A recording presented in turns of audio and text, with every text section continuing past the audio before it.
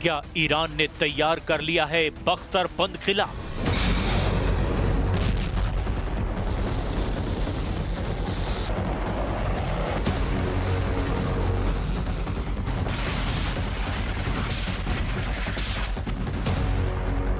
क्या खामनेई के लड़ाके 12 दिन की जंग का बदला लेने वाले हैं?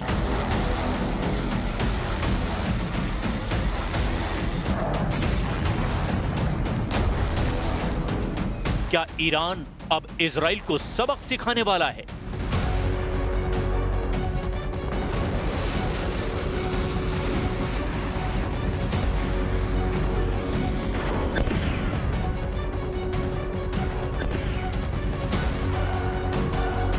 क्या तेहरान ने तबाही का नया अलार्म बजा दिया है?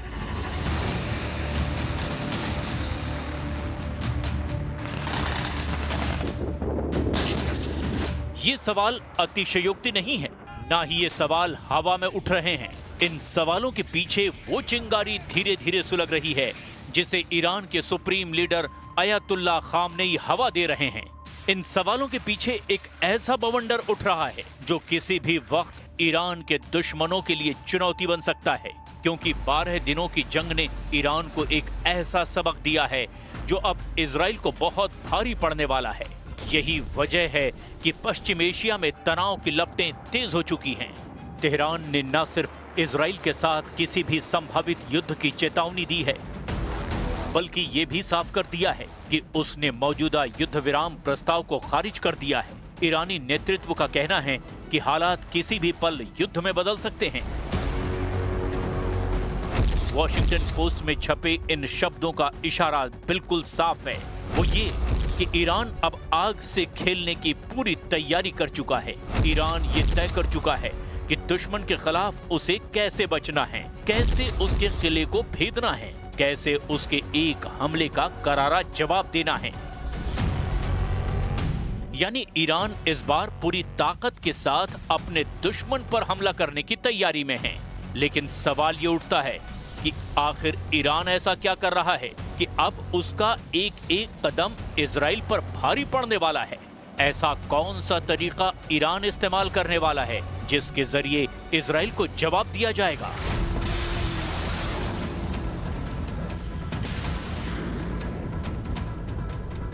यहीं से कहानी उस तरफ मोड़ लेती है जहां से पश्चिम एशिया में महायुद्ध का नया बबल क्रिएट हो रहा है। एक ऐसा बबल जो किसी भी वक्त फूट सकता है, बिना किसी चेतावनी के, बिना किसी आहट के। इसीलिए अब ईरान के उस प्लान को समझना होगा जिसकी वजह से ईरान इजराइल पर भारी पड़ने वाला है। दावा किया जा रहा है कि ये एक ऐसा प्लान है जिसे बेहद सीक्रेट तरीके से अंजाम दिया जा रहा है। इस प्लान को अंजाम तक पहुंचाने के लिए ऐसे तरीकों का इस्तेमाल किया जा रहा है ताकि इजराइल की खुफिया एजेंसी मोसाद को किसी भी एक्शन की भनक न लगे। लेकिन सबसे पहले समझते हैं उस मिलिट्री ड्रिल की कहानी जिसे ईरान ने 12 दिनों तक चली जंग के बाद पहली बार अंजाम दिया।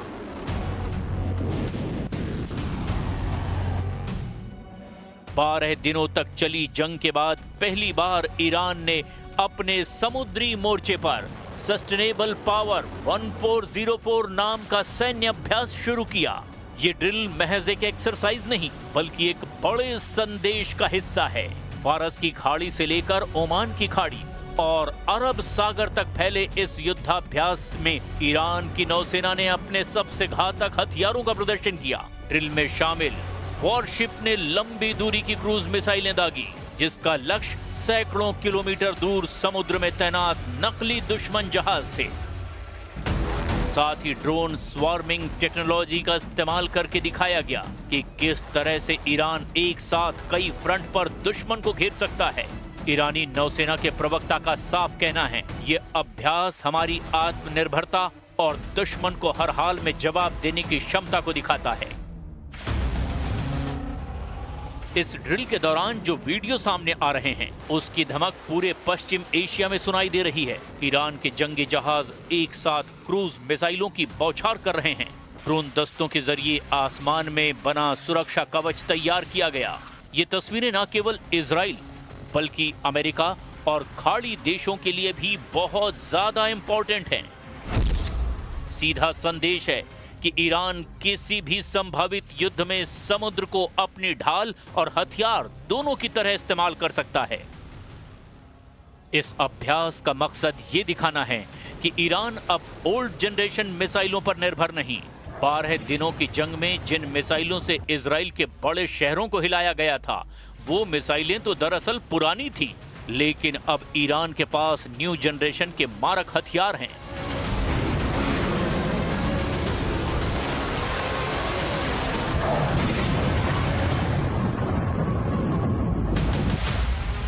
खैबर शिकन एक बेहद घातक मिसाइल है। ये ठोस ईंधन पर काम करती है।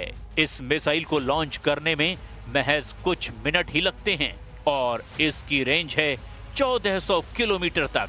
इसके अलावा कासिम बसीर जैसी नई तकनीक से लैस मिसाइल जो इलेक्ट्रो ऑप्टिकल और इंफ्रारेड गाइडेड सिस्टम से लैस है, ये किसी भी इलेक्ट्रॉनिक जैमिंग को नाकाम कर सकती है। ईरानी रक्षा मंत्री अजीज नासिरजादे ने समाचार एजेंसी इरना को दिए इंटरव्यू में कहा, 12 दिन के ईरान इजरायली युद्ध में इस्तेमाल की गई मिसाइलें कुछ साल पहले बनाई गई थी। आज हमने पहले की मिसाइलों की तुलना में कहीं ज्यादा क्षमता वाली मिसाइलें बनाई है। ये मिसाइलें हमारे पास हैं। ऐसे में अगर जायोनी दुश्मन फिर से इस साहसिक कार्य पर निकलता है तो हम निसंदेह उसका इस्तेमाल करेंगे। खास बात यह है कि ईरान की इस ड्रिल में एक और चीज देखने को मिली और वो ये कि तेहरान ने एंटीशिप बैलिस्टिक मिसाइल का भी परीक्षण किया। यानी अगर इजराइल या अमेरिका का कोई युद्धपोत फारस की खाड़ी या अरब सागर में घुसता है तो वो मिनटों में निशाने पर आ सकता है। यही वजह है कि इस अभ्यास को लेकर अमेरिकी नौसेना के बीच बेचैनी साफ देखी जा रही है।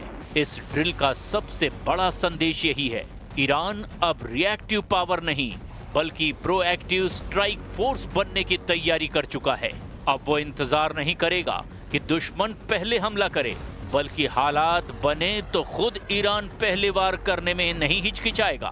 और इसी सोच के तहत ईरान की नौसेना ने 12 दिनों तक चली जंग के बाद अपना पहला बड़ा एक्शन मोर्चा खोला है। तेहरान का दावा है, ये अभ्यास दिखाता है कि इजराइल को अगर फिर युद्ध की आग में झोंका गया तो इस बार जवाब पहले से कहीं ज्यादा घातक और तेज होगा। यही वो संकेत है जिसकी वजह से पश्चिम एशिया एक बार फिर विस्फोटक मोड़ पर खड़ा है। और यही वजह है कि इस मिलिट्री ड्रिल को पूरी दुनिया वॉर वार्निंग के रूप में देख रही है। बड़ी बात यह है कि इस बार ईरान विश्व बिरादरी के सामने इजराइल के मंसूबों का खुलकर जिक्र कर रहा है। वो मंसूबे जिसमें बेन्यामिन नेतन्याहू की तरफ से ग्रेटर इजराइल जैसे शब्दों का इस्तेमाल किया गया, यानी ईरान की तरफ से खुलकर इजराइल की विस्तारवादी नीति को दुनिया के कई देशों के लिए घातक बताया जा रहा है। और ये कहा जा रहा है कि इजराइल पश्चिम एशिया को एक अंतहीन युद्ध की आग में झोंकना चाहता है। که نخست وزیر رژیم صهیونیستی مطرح کرد مبنی بر این که خودم رو مأمور تحقق ایده اسرائیل بزرگ میدونم و ما میدونیم که اسرائیل بزرگ به زعم اونها شامل بخش قابل توجهی از سرزمین‌های عربی و اسلامی میشه.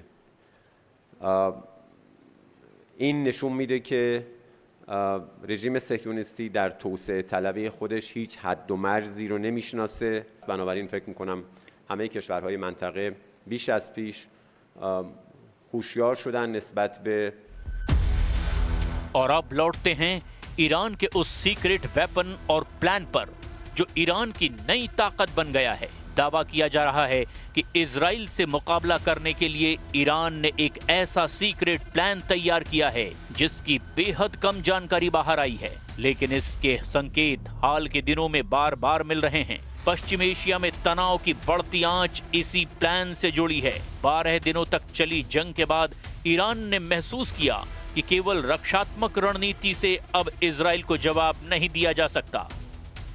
इसीलिए तेहरान ने ऑफेंसिव डिफेंस यानी आक्रामक सुरक्षा की नई रणनीति पर काम शुरू किया है। यही सीक्रेट प्लान दरअसल आने वाले दिनों में पूरे क्षेत्र की तस्वीर बदल सकता है। इस सीक्रेट प्लान का सबसे अहम पहलू है मिसाइल नेटवर्क। दावा है कि ईरान ने जमीन के नीचे गुप्त सुरंगों और बंकरों में दर्जनों मिसाइल ठिकाने बनाए हैं। इन्हें अंडरग्राउंड मिसाइल सिटीज कहा जा रहा है। इन ठिकानों से एक साथ सैकड़ों मिसाइलें दागी जा सकती है। इसमें से कई मिसाइलें सटीक निशाना साधने वाली प्रिसिजन गाइडेड तकनीक से लैस हैं।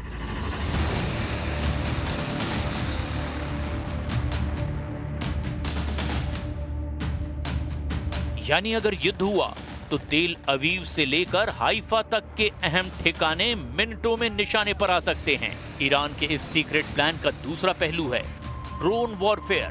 रिपोर्ट्स के मुताबिक ईरान ने पिछले कुछ महीनों में अपनी ड्रोन तकनीक को बहुत तेजी से अपग्रेड किया है। ड्रोन अब सिर्फ निगरानी के लिए नहीं बल्कि सीधे हमले के लिए भी सक्षम हैं। स्वार्म ड्रोन टेक्नोलॉजी के जरिए एक साथ दर्जनों ड्रोन किसी टारगेट पर धावा बोल सकते हैं। इससे इजराइल के आयरन डोम डिफेंस सिस्टम को ओवरलोड करने का प्लान है। यानी पहले आसमान से सैकड़ों ड्रोन छोड़े जाएंगे ताकि इजराइल की रक्षा प्रणाली व्यस्त हो जाए और फिर उसी दौरान लंबी दूरी की मिसाइलें दाग दी जाए। इसी तरह ईरान के सीक्रेट प्लान का तीसरा और बेहद अहम पहलू है साइबर वार, यानी वो तकनीक जिसका इस्तेमाल इजराइल की तरफ से ईरान के खिलाफ वक्त वक्त पर किया जाता रहा है। लेकिन इस बार दावा किया जा रहा है कि ईरान के साइबर कमांड ने पिछले कुछ समय में कई और ट्रायल किए हैं। इजराइल की बिजली व्यवस्था, पानी सप्लाई और कम्युनिकेशन सिस्टम पर हमले की संभावना जताई जा रही है। साइबर अटैक के जरिए दुश्मन की कमर तोड़ना इस प्लान का बड़ा हिस्सा है।